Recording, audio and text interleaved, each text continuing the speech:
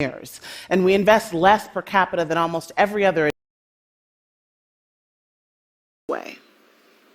I traveled to Montgomery, Alabama, and there I saw how racism can destroy a public good and the public will to support it. In the 1930s and 40s, the United States went on a nationwide building boom of public amenities funded by tax dollars, which in Montgomery, Alabama included the Oak Park Pool, which was the grandest one for miles. You know, back then, people didn't have air conditioners, and so they spent their hot summer days in a steady rotation of sunning and splashing and then cooling off under a ring of nearby trees. It was the meeting place for the town, except the Oak Park Pool, though it was funded by all of Montgomery's citizens, was for whites only. When a federal court finally deemed this unconstitutional, the reaction of the town council was swift. Effective January 1st, 1959, they decided they would drain the public pool rather than let black families swim too. This destruction of public goods was replicated across the country in towns, not just in the South. Towns closed their public parks, pools, and schools, all in response to desegregation orders, all throughout the 1960s. In Montgomery, they shut down the entire Parks Department for a decade. They closed the recreation centers. They even sold off the animals in the zoo. Today, you can walk the grounds of Oak Park, as I did, but very few people do. They never rebuilt the pool. Racism has a cost for everyone. I remember having that same thought on September 15th, 2008, when I learned the breaking news that Lehman Brothers was collapsing. Now, Lehman was, like the other financial firms that would go under in the coming days, done in by overexposure to a toxic financial instrument based on something that used to be simple and safe, a 30-year fixed-rate home loan.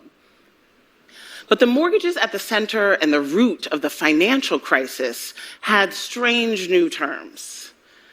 And they were developed and aggressively marketed for years in black and brown middle-class communities, like the one that I visited when I met a homeowner named Glenn. Glenn had owned a home on a leafy street in the Mount Pleasant neighborhood of Cleveland for over a decade, but when I met him, he was near foreclosure. Like nearly all of his neighbors, he'd received a knock on the door from a broker promising to refinance his mortgage. But what the broker didn't tell him was that this was a new kind of mortgage. A mortgage with an inflated interest rate and a balloon payment and a prepayment penalty if he tried to get out of it. Now, the common misperception then and still today is that people like Glenn were buying properties they couldn't afford, that they themselves were risky borrowers. I saw how this stereotype made it harder for policymakers to see the crisis for what it was back when we still had time to stop it. But that's all it was, a stereotype. The majority of subprime mortgages went to people who had good credit, like Glenn. And African Americans and Latinos were 3 times as likely, even if they had good credit, than white people to get sold these toxic loans. The problem wasn't the borrower, the problem was the loan. After the crash, most of the nation's big lenders, from Wells Fargo to Countrywide, would go on to be fined for racial discrimination. But that realization came too late. These loans, super profitable for the lenders, but designed to fail for the borrowers, spread out past the confines of black and brown neighborhoods like Glenn's and into the whiter mortgage market. All of the nation's big Wall Street firms bet on these loans. At its peak, 1 out of every 5 mortgages in the country was in this mold. And the crisis the crisis that my colleagues and I saw coming, would go on to cost us all $19 trillion in lost wealth, pensions, home equity, savings. 8 million jobs vanished. A home ownership rate that has never recovered. My years of advocating in vain for homeowners like Glenn left me convinced we would not have had a financial crisis if it weren't for racism. In 2017, I traveled to Mississippi, where a group of auto factory workers was trying to organize into a union. Now, the benefits they were fighting for, higher pay, better healthcare coverage, a real pension, they would have helped everybody at the plant. But in person after person that I talked to, white, black, for the union, against the union, race kept coming up. A white man named Joey put it this way. He said, "White workers think, I ain't voting yes if the blacks are voting yes. If the blacks are for it, I'm against it." A white man named Chip told me, the idea is that if you uplift black people, you're down in white people. It's like the world's got this crab in a barrel mentality. Now, the union vote failed. Wages at the plant are still lower than their unionized peers, and people there still worry about their health care. You know, it's tempting, perhaps, to focus on the prejudiced attitudes of the men and the workers that I heard in Mississippi, but I'm more interested in holding accountable the people who are selling racist ideas for their profit than those who are desperate enough to buy it. My travels also took me to places where I saw, however, that it doesn't have to be this way. I went to Maine, the whitest state in the nation, the oldest, where there are more deaths every year than births, and I went to this dying mill town called Lewiston that is being revitalized by new people, mostly African, mostly Muslim, immigrants and refugees.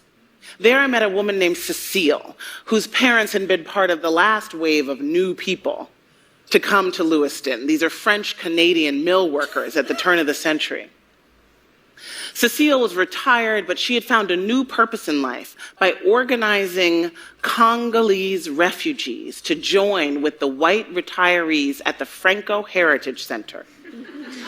These men and women from the Congo were helping these retirees remember the French that they hadn't spoken since their childhoods.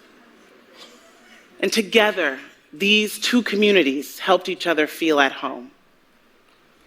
You know, for all the political talk about the newcomers being a drain on the town, a bipartisan think tank found that the local refugee community there created $40 million in tax revenue and $130 million in income. And I talked to the town administrator who was boasting about the fact that Lewiston was building a new school when all the rest of towns like theirs in Maine was closing them. You know, it costs us so much to remain divided.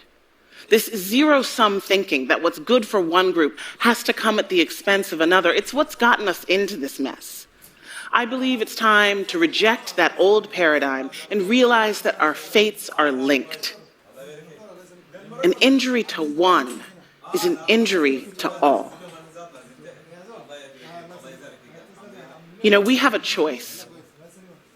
Our nation was founded on a belief in a hierarchy of human value. But we are about to be a country with no racial majority. So we can keep pretending like we're not all on the same team. We can keep sabotaging our success and hamstringing our own players. Or we can let the proximity of so much difference reveal our common humanity. And we can finally invest in our greatest asset, our people, all of our people. Thank you.